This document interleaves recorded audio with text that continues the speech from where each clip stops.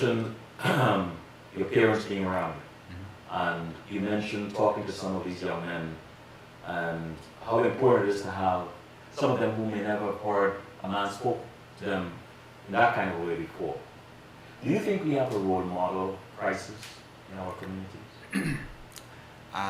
Unfortunately, I believe that's true because so many, I would say since we talk, that suits you is really about young men. So many young men grow up without having that positive father figure in their life.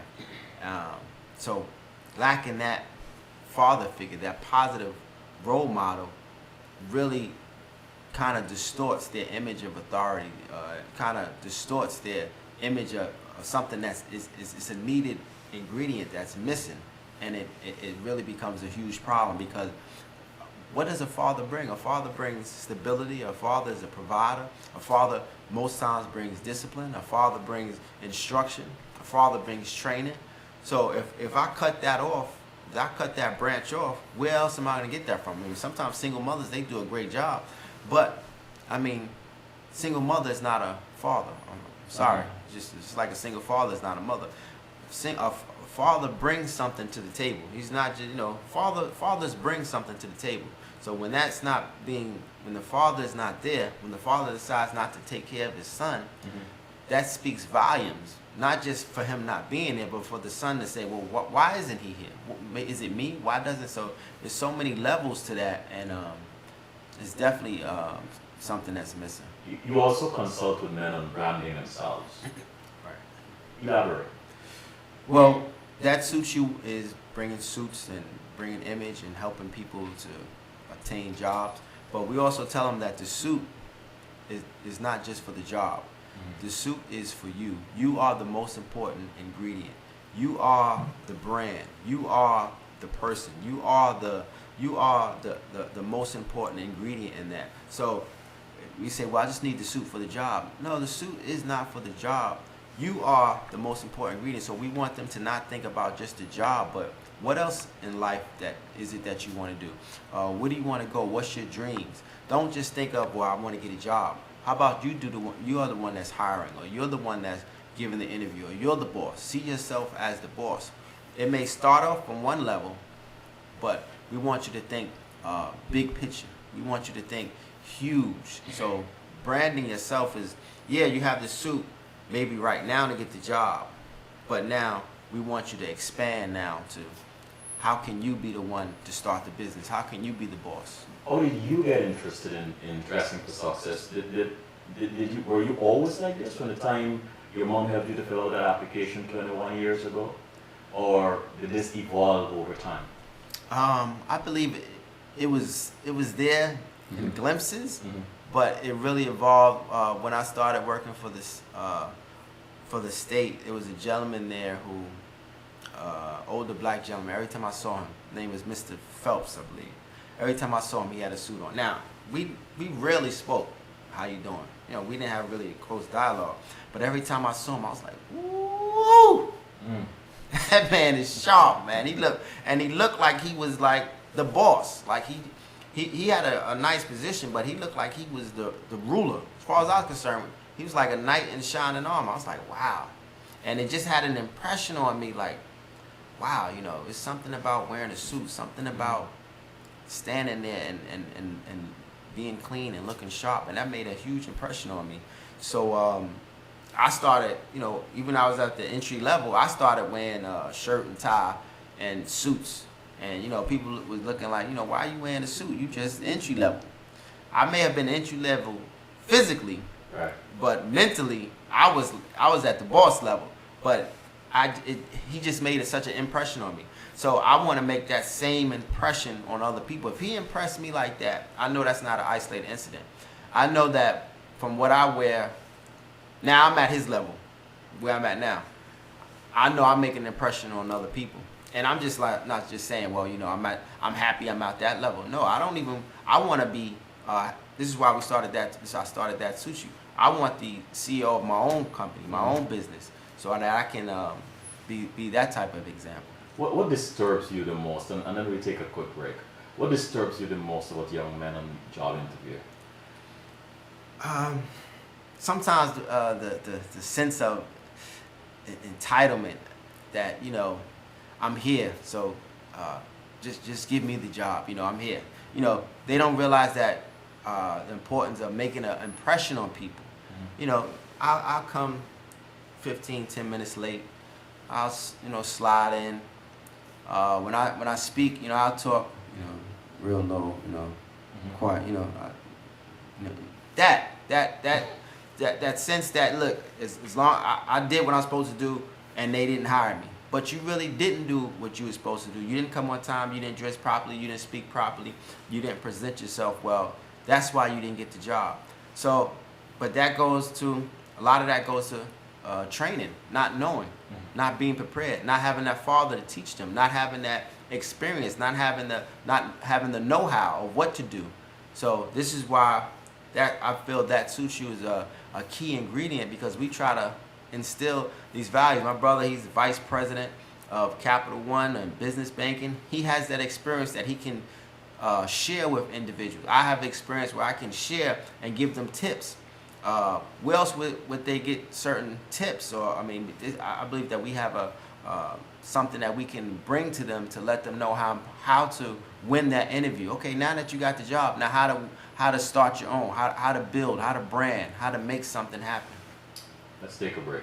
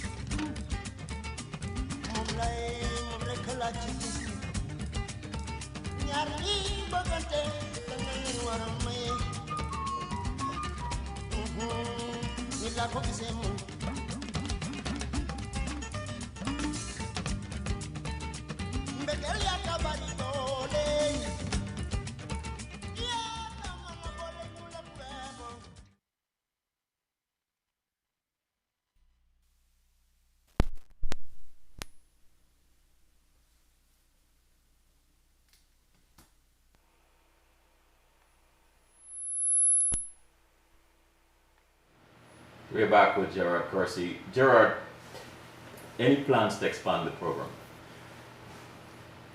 Plans to expand. We've been actually approached by several different cities. So we're actually talking to some to see how it can work in those cities.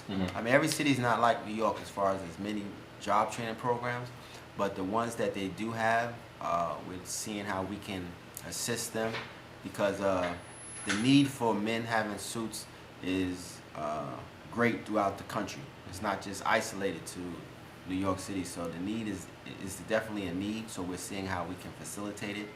But we're also seeing how we can work with colleges. We're building relationships with colleges here in New York City and some out in other states. So it's definitely expanding. The need is there. We're doing workshops. We're speaking at different places about the importance of dress, the importance of image.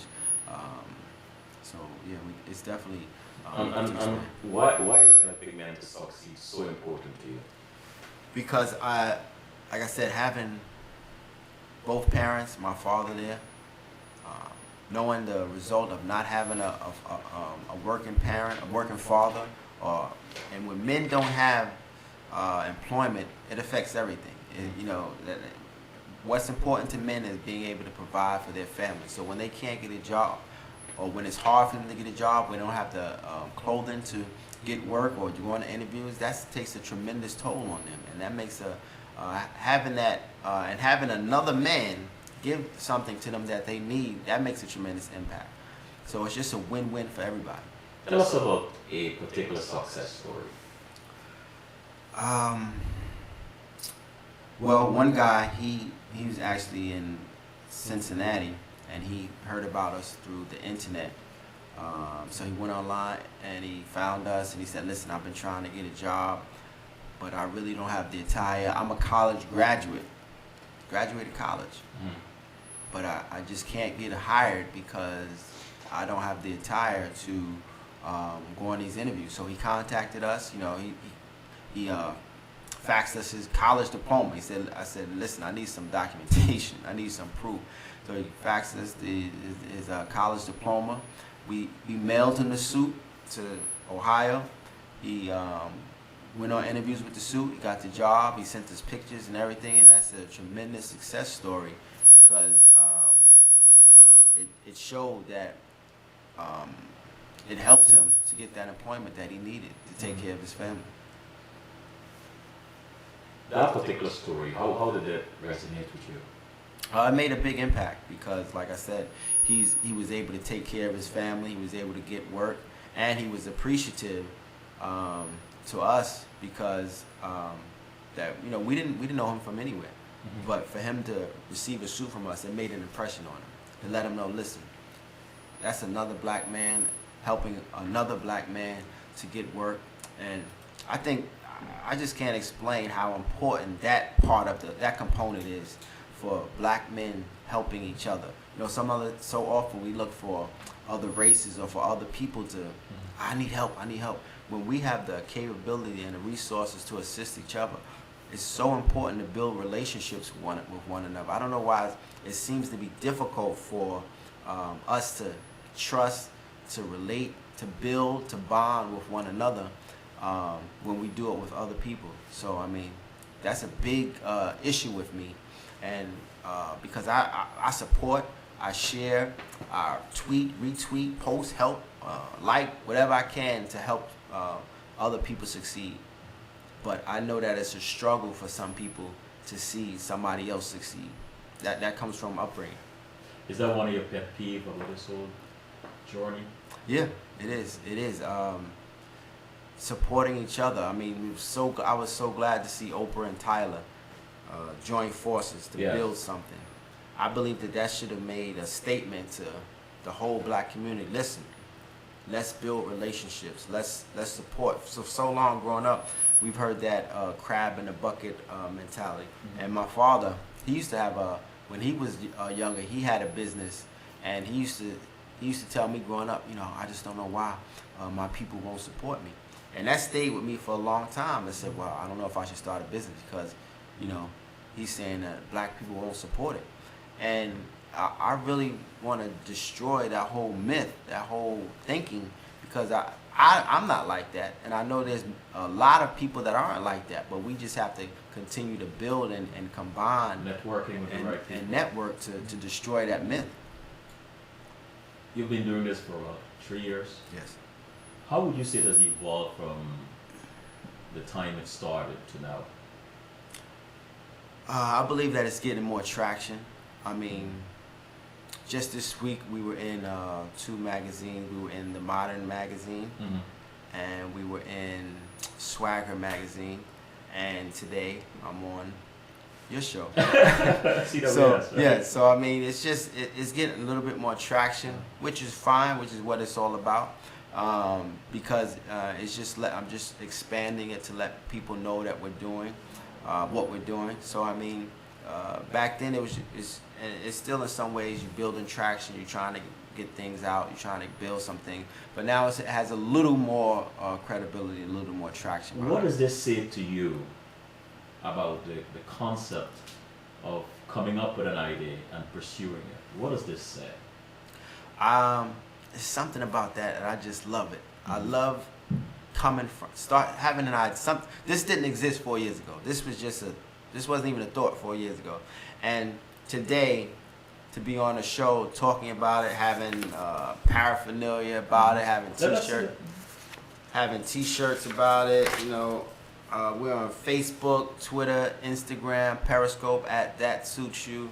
You know, having a website, you see the t-shirt, and just having paraphernalia.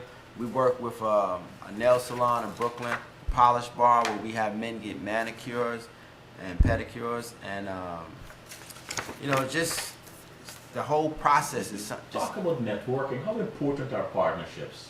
For us, partnerships is so key because strategic partnerships as far as linking up with the right people who you can assist or can assist you. Mm-hmm. But those are just so key because building those relationships is very instrumental. I don't think we realize how important relationships are. I mean, sometimes you ask people, what's the most important resource? People say money. Money is the most important resource. Money, money, money. To me, people are the most important resource because people can get you to places that sometimes money can't. So, I mean, building and sincere relationships, because I have people that, you know, they talk to me and everything, but I know that what their agenda is. They really don't have my best interest in their hearts. What can I get from you? So, but building sincere relationships is something that's very important to me because I know those relationships can be key to going up to different levels, to meeting different people. And, you know, we even have it up here on our pamphlet. It's not, you know, people say it's lonely at the top. We don't believe it's lonely at the top if you take people with you. So we're always trying to network and build people, network and flow with people and take them with us when we go to different places. You deal with men, you and your brother, you deal with young men as well. What is one of the most humbling experience you've had dealing with a young man, with a man? Just what was most humbling for you? That, you know, something that you came away learning from. One of the most humbling situations was one of the programs we were working with. It was a gentleman. He was like 60 years old. Mm-hmm. He was in prison for a long time. He just got out, and he was going to get a job, and we were able to provide him with a suit for his interview. And he put the suit on. He tried to hit the day before the interview. He put the suit on. He came to show us. We took pictures of him and everything. I'm talking about he was as clean as the Board of Health. He was smooth. He was clean. The suit fit nice tie, shirt, everything put together. He looked great. And just to see him come back, he said, "Listen, I really appreciate what you guys are doing. I really appreciate y'all giving me the suit. When do I got to give it back?" And we was like, "Nah, that's your suit. That's yours now. It belongs to you. That's yours. It's yours. It's you never have to bring it back. It belongs to you." And just to see the look on his face when we told him that, it was just tremendous because, you know, he was in prison for years and probably nobody ever gave him anything like that. And it was a quality suit, and just, you know, just to see his face, that was very humbling. Take us on a tour in one of your sessions. What happens when the time the door opens or the session begins? What are some things that happen? You don't have to give detail. Well, actually, we have a workshop tomorrow at New York City College of Technology. What time? 9:30. But typically it varies because depending on the crowd, depending on the flow, depending on how many men, depending on different things. But generally what we try to do is get a feel for the audience, what they want to do, what are their dreams, what are their desires. Just build a connection with them initially, and then go into our testimony, our experience of where we came from, what we've done, what lessons we've learned, mistakes that we've been through, and then just give them tips, give them ideas, have them think a different way. And we also do mock interviews. We help them with interview skills, and we help them with how to tie a tie, suit tips, how to take care of suits. It could go either way. It varies. 20 years of marriage, Mm-hmm. right? Employer. I know I asked you this question in the beginning, but for those who are now joining us, what is your formula for longevity? Number one, have to have you mentioned it earlier, you have to have a great attitude with life. Because, you could wake up in the morning and just feel excited about life, be thrilled that you're alive, just excited, you happy, you wearing your favorite outfit, you got a new pair of shoes on, you go outside and you got 2 flat tires and your window's broken. So, your day started out great in your mind, but then life happens. Yeah. So, me just having that positive attitude and look on life, because life is going to throw challenges at you. And if you're not rooted and grounded, every day I start my day with prayer. I listen to the word of God. I listen to some ministers that I really enjoy, because I know when I walk out the doors, challenges are waiting for me. So, you just can't say, okay, well, I'm happy until something happens. You have to decide that, listen, today will be a great day no matter what happens. And stuff is going to happen. So it's how you're going to handle that that's going to determine whether or not you achieve what you want. We think Oprah wakes up and she floats on roses and everything is smooth and everything is great. She doesn't have any challenge. She's successful despite the challenges. We have to be the same way, successful despite whatever comes our way. Let's take another break. We're back with Gerard Kersey. Gerard, any advice for young men wanting to go down the aisle? Get married? Yes, sir. Oh, man. How young? That's entirely up to you. I don't know how to say this. I wouldn't recommend too young, but just make sure that the person who you willing to make that commitment with, y'all share a lot of the same values. Mm-hmm. You know what their passions are. You know what their drive, what motivates them. Just know a lot of information, because so many times we marry people because they look so good. Oh, she look good. Yeah. But marriage is more than just looking good, man. It's a lot more. Can she cook? Does she know how to wash dishes? There's other things involved in getting married. But at the same time, I don't think it's fair that you should date the woman for 20 years. Mm. And before if you're gonna be with her that long, you might as well get married. You're gonna get in some trouble tonight, Gerard. Yeah, I just don't. You can't have it both ways. I'm still feeling out. It's 20 years. How much feeling out? You don't felt out. She's felt out. You don't have to. She's felt out. In the chat room, GS, I really like the concept of this organization.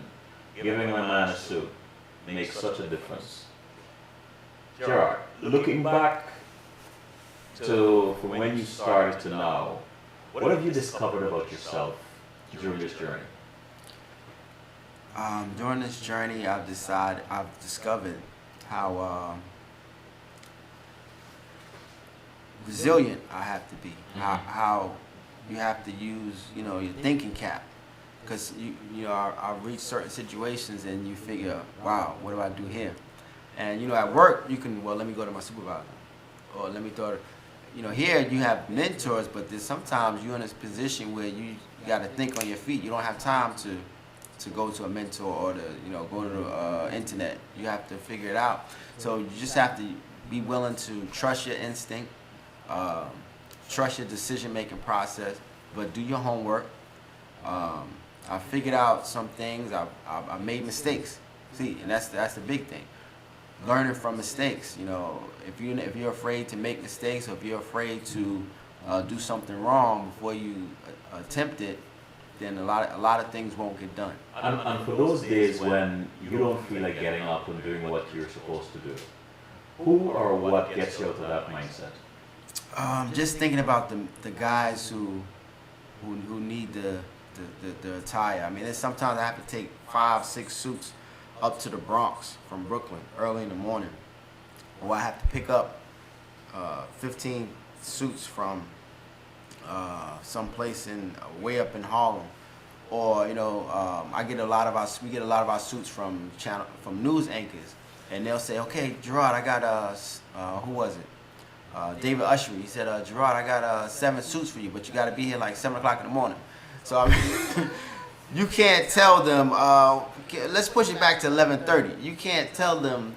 I mean, if whatever time they say, you have to make it happen. You do this. Yeah, me or my brother, or we may have some other guys, but you have to. You can't be. There's no such thing as I was late to pick it up. They don't want to. They don't want to hear that. What is one message you hope men get out of your efforts? Supporting each other, pushing, helping another brother, giving back, not just thinking. I mean, we all want to be successful. We all want to make money. We all want to live good lives. But the other part of that is also helping somebody else reach a certain a position. And if I have the ability to do something to help somebody else, then I'm going to do that. What still surprises you about working with men?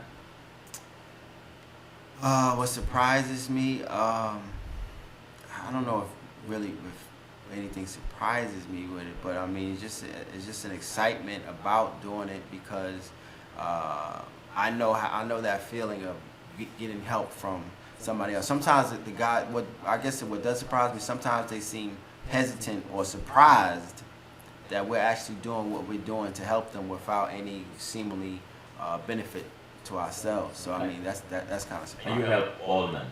Yes. Can you tell us how spirituality plays into your daily life, into your work? Well, I mean, I think that's a huge part of it. I mean, just the whole concept of giving suits to, the Bible says, give and it shall be given back unto you. So just the fact that we're giving a needed resource to people is just being Christ-like. So I mean, it's following biblical principles. I mean, the funny thing is, I was saying, well, God, I want to start a business where I can make some more money for my family. I want to make more money. I want to start a business where I can make more money. And this business came to me, give away suits to men, and I'm like, that's not making more money for me. But I believe me following this is part of me fulfilling my purpose and building something that's worth money, but also worth way more than money. And think of the connections you make and the Exactly. relationships that are forged. Exactly. I love it, man. When are you most happy? When I'm most happy is when I'm with my boys and my wife, and I'm seeing them happy, and I'm having fun with them. Yeah. Finish the sentence. I do what I do because... do what I do because I believe that I'm fulfilling my purpose. This is the reason why I'm here, to do this, to help other people, to build other these relationships, and to help men achieve greatness. If you could go back in time, what would you tell your 16-year-old self?